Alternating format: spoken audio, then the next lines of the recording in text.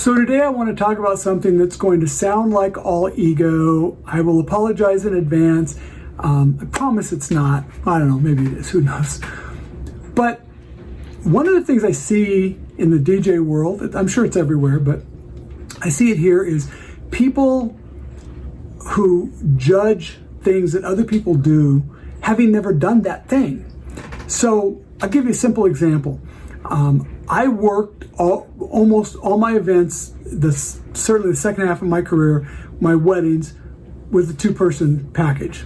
So I was the MC and we had a DJ. And I've talked to a lot of DJs who don't do that, and they've given me a lot of reasons for it, but ultimately it usually comes down to I can do it better myself, or it's just too hard to find somebody, or whatever the reason is. Here's the thing.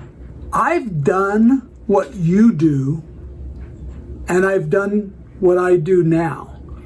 You haven't done what I do now. So you can't say your way is better because you haven't done this, right? You haven't tried it.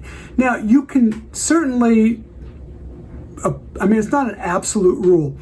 You can certainly look at some things and say, that's not for me. I don't want to do that thing, right?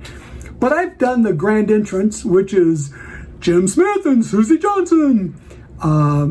What Thomas Heath calls the grand yelling of the names. I've done that.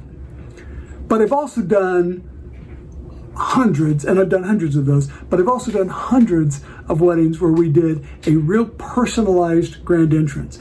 And again, I've had the DJs go, that's just stupid. Nobody wants to just get to the dance, and nobody wants this long drawn out. Yeah, nobody wants a long drawn out anything.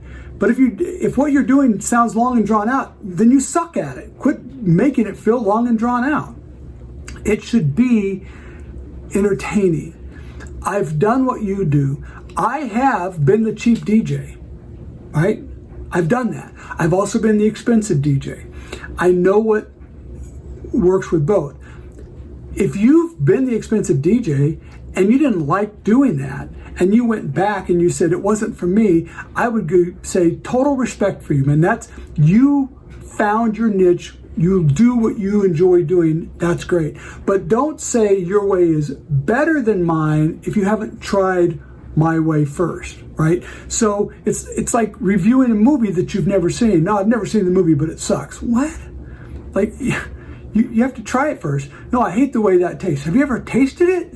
No, but okay. And those extremists of you out there will immediately go, I don't have to taste poop to know. Look, be realistic. Anything we do, if somebody else has done it your way and another way, and they say of those two things, this way is better, you should listen to that.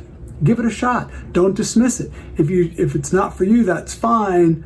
But I've done most of the things that you guys do, right? I've been the cheap DJ.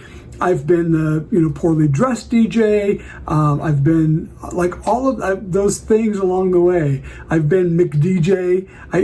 We built our company by telling clients, hey, if you've seen one of our DJs, you know exactly what you're going to get because we do the same thing at every wedding. We were McDJ. That's how I built my company. And that was at a time when consistency was really critical to people because you had no idea what you were going to be getting out there. There were so few decent DJs out there. And so that's what we were. We were decent DJs. We were fine. We were probably good, but we weren't great. And then as we began to move from good into great, then that sort of changed for us. So I've done what you do. I've been there 30 years in the business. I tried all these things. Give it a shot. And then if it's not for you, you can say, I tried. And that doesn't mean you did it one time and it failed because you sucked at it.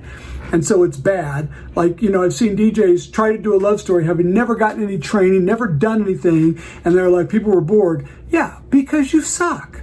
Like that's not how this works. So give some stuff a try, train on it a little bit, keep an open mind. I guess this was 4.5 minutes of me saying, keep an open mind. See you next time.